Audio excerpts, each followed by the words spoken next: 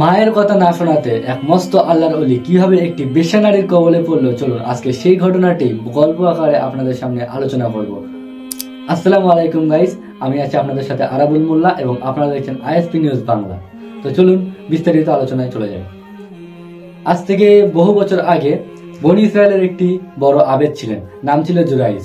তো তিনি তার মায়ের সাথে একটি কিল্লায় বাস করত এবং তিনি ছিলেন ভীষণ আল্লাহ ভীরু মানুষ এবং তাহাজ্জুদের নামাজের মুসল্লি। তো প্রতিদিনের মতন একদিন তিনি তাহাজ্জুদের নামাজ পড়ার জন্য রেডি হচ্ছেন এবং নামাজে দাঁড়িয়েও গিয়েছেন। তো হঠাৎ ওনার মা ওনাকে ডাক দিয়ে বললেন, ইয়া জুরাইজ, আমাকে এক গ্লাস পানি খাইয়ে যাও। কিন্তু জুরাইজ তখন নামাজে দাঁড়িয়ে গিয়েছে এবং ভাবছে যে আল্লাহ, আমি তো নামাজে দাঁড়িয়ে গিয়েছি, এখন আমি কি করে নামাজ ছেড়ে আমার মাকে গিয়ে পানি খাওয়াবো? অতঃপর আমি নামাজটা শেষ করে নেই, তারপরে গিয়ে আমার মাকে পানি খাওয়াবো। তো কিছুক্ষণ পরে মা ফের ডাক দিল, ইয়া জুরাইজ, আমাকে একটু পানি খাইয়ে যাও, আমার খুব পানি পিপাসা লেগেছে। কিন্তু জুরাইজের তখন নামাজ আধা মাঝে চলে এসেছে এবং তিনি মনে মনে ফের ভাবলেন যে আল্লাহ, আমার নামাজটা পড়া হয়ে গেলেই আমি আমার মাকে গিয়ে পানি খাইয়ে আনবো। খানিকক্ষণ পরে ফের মা ডাক দিল, ইয়া জুরাইজ, আমাকে একটু পানি খাইয়ে যাও, আমার খুব পানি পিপাসা লেগেছে। কিন্তু জুরাইজের নামাজ তখনও শেষ হয়নি এবং সে মনে মনে ফের ভাবলো যে নামাজটা শেষ হওয়া মাত্রই আমার জনম দুঃখিনী মাকে গিয়ে আমি পানি খাইয়ে আসবো।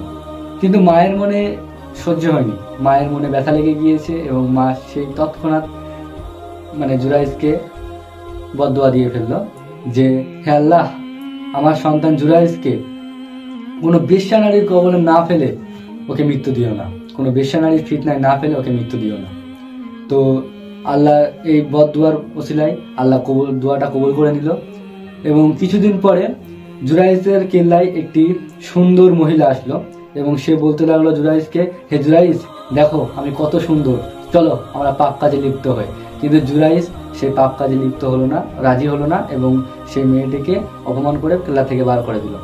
সে কেল্লা থেকে বার হতে হতে দেখলো গাছতলায় একটি রাখাল বসে আছে এবং সেই রাখালটির কাছে যায়, গিয়ে বলে, হে রাখাল, দেখো আমি কত সুন্দর, চলো আমরা পাপ কাজে লিপ্ত হই। রাখাল এই প্রস্তাবে রাজি হয়ে যায় এবং ওরা পাপ কাজে লিপ্ত হয়। সেই পাপ কাজে লিপ্ত হওয়ার ফলে সেই মেয়েটার পেটে বাচ্চা চলে আসে এবং 3 মাস পরে যখন বাচ্চাটি 3 মাস বয়স হয়ে যায় তখন মেয়েটির পেটটা স্বাভাবিকভাবে উঁচু হতে লাগলো এবং বনি ইসরায়েলের যে লোক মানুষ ছিল তারা বলতে লাগলো যে হে মেয়ে, তোমার পেটে বাচ্চা আসলো কি করে? তুমি তো বিয়ে শাদী এখনো কিছু করোনি, তাহলে তোমার পেটে বাচ্চাটা আসলো কি করে? কে এই বাচ্চার বাবা? বলো, না হলে তোমাকে মেরে ফেলা হবে। সেই মেয়েটি তখন বলতে লাগলো, আল্লাহর ওই বান্দা, প্রিয় বান্দা জুরাইজ হচ্ছে এই বাচ্চার বাবা, এই বাচ্চার বাবা হচ্ছে জুরাইজ।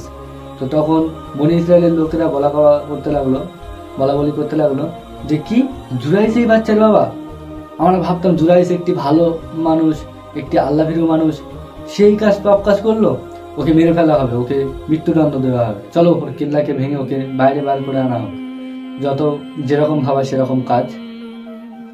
তো সবাই মিলে যখন ওর কেল্লা জুরাইজের কেল্লা ভাঙতে যাচ্ছিল তখন জুরাইজ বাইরে হয়ে এসে বলতে লাগলো, তোমরা আমার কেল্লা ভাঙতে লেগেছো কেন?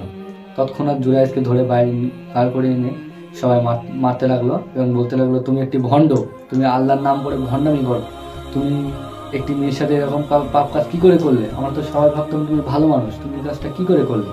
জুরাইজ তখন বলতে লাগলো, কি করেছি আমি? বললো, তুমি এই মেয়েটার সাথে পাপ কাজে লিপ্ত হয়েছো, তুমি একটা খারাপ মানুষ।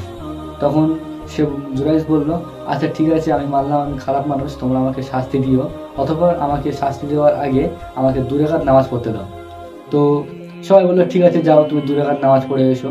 যখন 2 রাকাত নামাজ সে পড়তে গেল, নামাজ পড়ার শেষে কায়মনোবাক্যে দোয়া করলো যে আল্লাহ, আমি তো কখনো কোনো দোষ করিনি, তাহলে আমাকে আজ এই শাস্তি দেওয়া হচ্ছে কেন? যদি তুমি সত্যি আল্লাহ হয়ে থাকো তাহলে ওই বেশ্যা নারীর পেটে যে বাচ্চা আছে সেই বাচ্চার মুখে তুমি গুলি ফুটিয়ে দিও এবং আমাকে নির্দোষ স্থাপিত করো।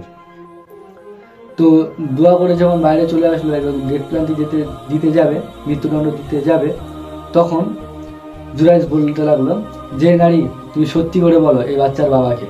তখন সেই নারী বলতে লাগলো যে আপনি হচ্ছেন এই বাচ্চার বাবা, আমার পেটে যে সন্তান আছে সেই সন্তানের বাবা হচ্ছেন আপনি।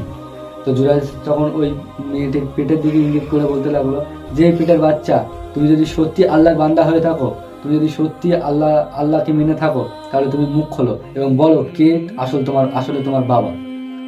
তখন সেই বাচ্চাটি মুখ খুললো যে হে জুরাইজ, তুমি আমার বাবা নও, তুমি আমার বাবা হতেই পারো না, তুমি তো একজন ভালো মানুষ, তুমি আমার বাবা না, বরং ওই যে ভিড়ের মধ্যে থেকে যে উঁকি মারছে যে রাখাল, সেই রাখালই হচ্ছে আমার বাবা। আল্লাহ তখন এই জুরাইজকে এই দুয়ার কায়মানুবাক্য দুয়ার ওসিলা করে বাঁচিয়ে নিয়েছে। সুবহানাল্লাহ। তো গাইস, এই গল্পটা থেকে আমরা কি শিখতে পারলাম, যে কখনো কোনো মা যেন রাগের মাথায় তার সন্তানদেরকে বদদোয়া না দিয়ে বসে, কারণ বদদোয়া এমন একটা জিনিস যে মিসাইল ক্ষেপণাস্ত্রের থেকেও বেশি কাজ দেয়। আল্লাহ মায়ের বদদোয়াকে কখনো ফিরিয়ে দেন না, সবসময় কবুল করে নেন। তো মায়েদের কাছে আমার একটাই অনুরোধ থাকবে যে কখনো রাগের মাথায় নিজের সন্তানকে বদদোয়া দিয়ে বসবেন না। আল্লাহ আমাদের সকলকে বোঝার তৌফিক দান করুন, আমিন। আজকে আমি বিদায় নিচ্ছি আইএসপি নিউজ বাংলার পক্ষ থেকে।